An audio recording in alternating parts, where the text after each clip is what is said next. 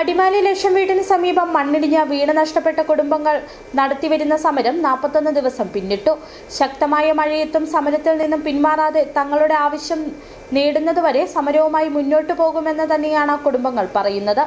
ഓണത്തിനു മുമ്പ് ധനസഹായം നൽകാമെന്ന് സർക്കാർ ഉറപ്പു നൽകിയിട്ടുണ്ടെന്നും ആ പ്രതീക്ഷയിലാണ് മുൻപോട്ടു പോകുന്നതെന്നും കുടുംബങ്ങൾ പറഞ്ഞു.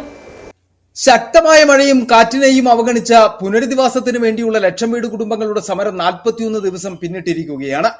തങ്ങളുടെ പുനരധിവാസത്തിനായി സർക്കാർ പ്രഖ്യാപിച്ച തുക ഓണത്തിന് മുമ്പ് തന്നെ തന്നു തീർക്കുമെന്നുള്ള പ്രതീക്ഷയിലാണ് ഈ കുടുംബങ്ങൾ. സംരക്ഷണ സമിതിയുടെ നേതൃത്വത്തിൽ നടന്നു വരുന്ന സമരം ഇന്ന് 41 ദിവസം പിന്നിട്ടിരിക്കുകയാണ്. ബഹുമാനപ്പെട്ട revenue minister Shri Anilkumar sir അദ്ദേഹം ഓണത്തിന് മുൻപ് നമ്മളുടെ കാര്യങ്ങൾ ഒരു തീരുമാനമാക്കി തരാമെന്ന് പ്രഖ്യാപിച്ചിരുന്നു. നാളെയാണ് ഞങ്ങൾ പ്രതീക്ഷയോടെ കാത്തിരിക്കുന്ന ദിവസം.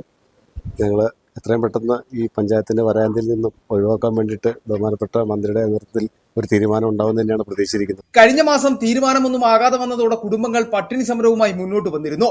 ഇതേ തുടർന്നാണ് ദേവികുളം MLA F രാജ ഇടപെട്ട പട്ടിണി സമരം അവസാനിപ്പിച്ചത്. പിന്നീട് നടന്ന മന്ത്രിസഭാ യോഗത്തിൽ ഓണത്തിന് മുമ്പ് തന്നെ കുടുംബങ്ങൾക്ക് നൽകേണ്ട തുക തന്നു തീർക്കുമെന്ന് സർക്കാർ ഉറപ്പ് നൽകി. ആ ഒരു പ്രതീക്ഷയിൽ മാത്രമാണ് ഇപ്പോൾ കുടുംബങ്ങൾ മുന്നോട്ട് പോകുന്നത്. ലഭ്യമായ തുക കൈകളിലെത്താതെ സമരത്തിൽ നിന്ന് പിന്മാറില്ലെന്ന് കുടുംബങ്ങൾ ആദ്യം തന്നെ വ്യക്തമാക്കിയിരുന്നു. ഈ സമരമാണ് കനത്ത മഴയെയും കാറ്റിനെയും അതിജീവിച്ച 41 ദിവസം പിന്നിടുന്നത്. City vision, Adimali.